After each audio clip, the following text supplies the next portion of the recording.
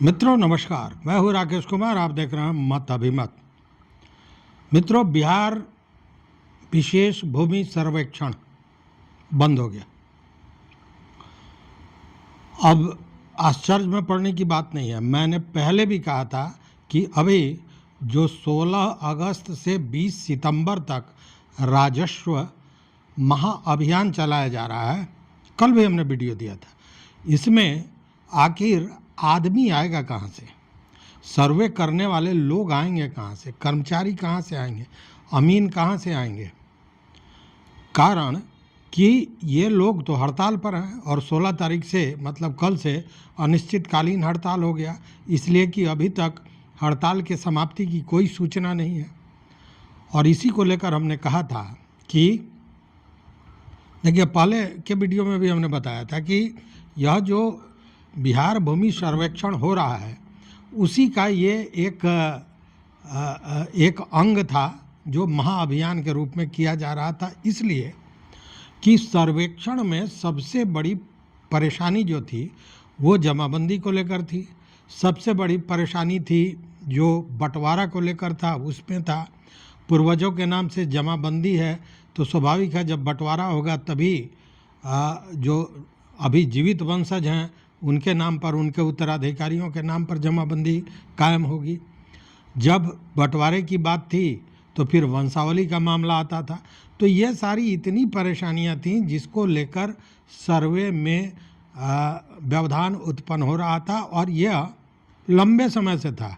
चूँकि सर्वे को शुरू हुए देखिए कितना दिन हो गया, लेकिन यह मामला चल रहा था। और उसके बाद चूँकि यह बिहार सर्वेक्षण, विशेष भूमि सर्वेक्षण जो चल रहा है, यह मैं बता दूं कि बिहार सरकार और ख़ासकर नीतीश कुमार का यह ड्रीम प्रोजेक्ट था। ड्रीम प्रोजेक्ट इसलिए कि लंबे समय के बाद, मतलब आप मान के चलिए ना कि ये सर्वे का काम जो कैडेस्ट्रल सर्वे हुआ था उसके बाद से सही ढंग से रिविजनल भी पूरा नहीं हुआ था।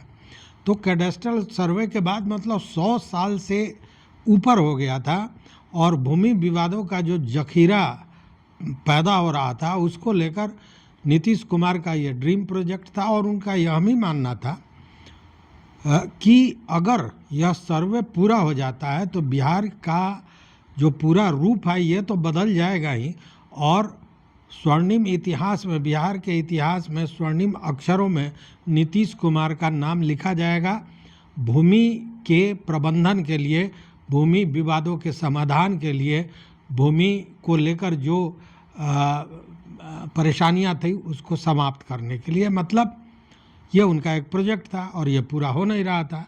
उसमें यह मामला आया। और देखिए संयोग की बात कि इसी बीच जो राजस्व से जुड़े हुए कर्मचारी हैं, राजस्व कर्मचारी हैं या सर्वे से जुड़े हुए अमीन, कानूनगो, ये जो अभियंता हैं, ये सारे लोग जो हैं 11 तारीख से 14 तारीख तक सांकेतिक हड़ताल पर थे और उनका कहना था कि अगर सरकार बात नहीं मानेगी तो 16 तारीख से हम चले जाएंगे बेमियादी हड़ताल, मतलब अनिश्चितकालीन हड़ताल पर। तो आज कल तक तो कुछ हुआ नहीं।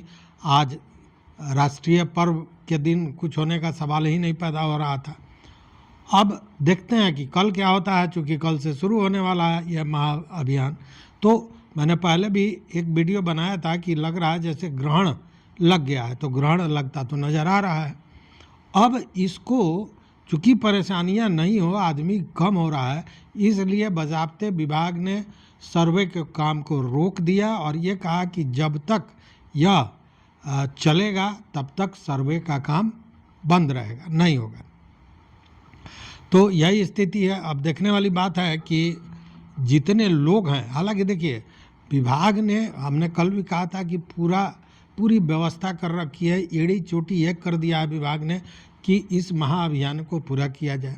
इसके लिए अन्य कई विभागों से भी किया गया, जैसे कल्याण विभाग से जो विकास मित्र होते हैं उनको इसमें जोड़ा गया, जीविका दीदियों को जोड़ा गया। उसके बाद में कृषि विभाग से भी कहा गया था कि जो किसान सलाहकार हैं वो गांव की जानकारी रखते हैं उनको भी जोड़ा जाए। राजस्व विभाग के लोग तो थे ही, उसके अलावे जो अंचल के लोग थे, मतलब सर्वे की बात अलग सर्वे के लोग तो हैं ही, उसके अलावा अंचल के लोगों को भी इसमें जोड़ा गया था, लेकिन सर्वे वाले तो हड़ताल पर हैं। हमारी बात हुई है आज भी कई अमीन से, तो उन लोगों ने भी यही बताया कि कल से अनिश्चितकालीन हड़ताल होना है। ऐसे में क्या होगा? ऐसे जो नियमावली बनाया गया है उसमें बाज़ाब्ता देखिए, एक तो घर घर जाकर लोगों को जो जमाबंदी का प्रिंटेड जमाबंदी है उसकी प्रतियां दी जाएंगी। उसके बाद किसको किस तरह की परेशानी है उसका उल्लेख जब वो करेंगे तो उसके हिसाब से अलग अलग आवेदन प्रपत्र है वो दिया जाएगा। अब उस प्रपत्र को भरकर शिविर में देना है।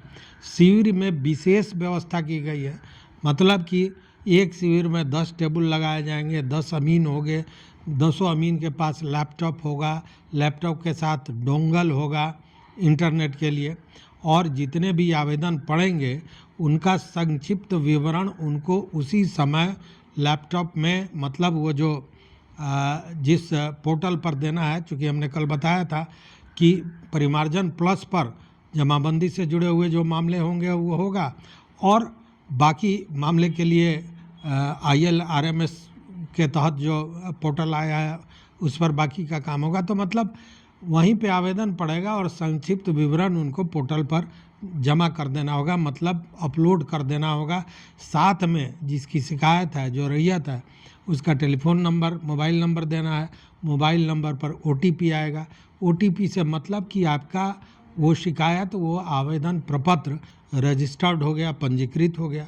अब जब वो पंजीकृत हो जाएगा तो अब देखिए, ये तो दिन भर का काम हुआ। फिर शाम में जो शिविर प्रभारी हैं, और आप जानते हैं सारे शिविर प्रभारी राजस्व विभाग के जो कर्मचारी हैं उनको बनाया गया है, तो उनका काम है कि सारे को अपलोड करना है, और इसकी टोटल सारे जिले भर की समेकित रूप से जो जानकारी होगी, कितने आवेदन पड़े, क्या हुआ, पूरी जानकारी जो अपर समाहर्ता है वो शाम के 6 बजे तक भेज देंगे राजस्व विभाग में, मुख्यालय में। अब कहने को तो 2 मिनट में हम कह गए, लेकिन ये जो प्रक्रिया है बहुत लंबी है और बहुत परेशानी वाली है। सबसे पहले तो आप मान के चले ना, तो मैं तो गारंटेड कह सकता हूँ कि अगर 5 बजे तक शिविर चलना है तो 6 बजे तक अपर समाहर्ता द्वारा राजस्व मुख्यालय में रिपोर्ट दे देना, ये मुझे नहीं लगता है कि होने वाला है। और संभव तो मैं नहीं कहूँगा, लेकिन मुश्किल में भी बहुत भारी मुश्किल है, ये हो नहीं पाएगा। फिर भी देखते हैं क्या होता है। मैंने कहा था ना कि आखिर कर्मचारी आएंगे कहाँ से, तो कर्मचारियों की व्यवस्था तो दूसरे लोगों से कर लिया, दूसरे विभागों से राजस्व विभाग ने कर लिया, लेकिन क्या उनको राजस्व की जानकारी है? अगर कर्मचारी नहीं रहते हैं, अमीन नहीं रहते हैं, तो कागजों के, राजस्व के कागजों के, भूमि विवादों का, भूमि से जुड़े हुए कागजातों की जानकारी विकास मित्र के पास कहाँ से आएगा, जीविका दीदियों के पास कहाँ से आएगा?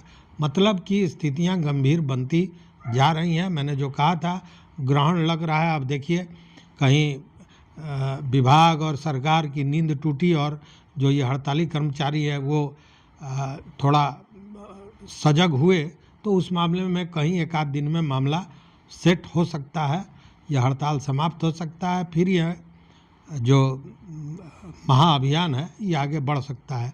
क्योंकि ऐसे में महाअभियान बड़ा मुश्किल दिख रहा है संपन्न होना, कैसे होगा। हालांकि देखिए, बहुत से जगह पर सर्वे के दौरान लोगों ने अपने कागजात जमा कर दिए, और मैं तो इस बात से आश्चर्यचकित हूँ कि उस दिन ACS दीपक कुमार सिंह का मैं इंटरव्यू देख रहा था, तो उसमें उन्होंने कहा कि सारे लोगों को इसमें जमा करना है कागजात, चाहे वह सर्वे में जमा कर दिए हों या न किए हों, सारे लोग जमा करें। दूसरी ओर एक महिला राजस्व पदाधिकारी का, राजस्व पदाधिकारी मतलब अंचल अधिकारी का हमने इंटरव्यू देखा। उन्होंने यह कहा कि जब जो सर्वे में कागज़ दे चुके हैं उनको इसमें कागज़ देने की ज़रूरत नहीं है। तो तरह तरह का जो बयान आ रहा है यह भी कहीं ना कहीं भ्रम पैदा कर रहा है, लेकिन अवसर है। मैं बार बार कहता हूँ, अगर महाअभियान ये जारी रहता है, चलता है सुचारू रूप से, तो निश्चित रूप से देखिए महाअभियान तो चलेगा इसलिए कि हो सकता है कि समय आगे पीछे हो, चूँकि ऐसे भी जो हड़ताल है उसके तहत जो ये समय सीमा दिया गया है 15 अगस्त से 20 सितंबर, इसमें ये लक्ष्य बढ़ सकता है समय का। लेकिन फिर भी ये मैं बार बार कह रहा हूँ कि यह एक सुनहरा अवसर है, इसमें जाइए, अपने कागजातों को दुरुस्त कराइए। हालांकि टेढ़ी खीर है, इसलिए कि वंशावली और पूर्वजों के जमाबंदी को अपने नाम पर करने के लिए बंटवारा इतना आसान नहीं दिखता है। तो इस वीडियो में बस इतना ही। देखते रहिए मत अभिमत। मित्रों, चैनल पर नए हो तो सब्सक्राइब कीजिए, लाइक कीजिए, दोस्तों के साथ शेयर कीजिए और अपना विचार जरूर दीजिए। बहुत बहुत धन्यवाद, कोटिशाह आभार।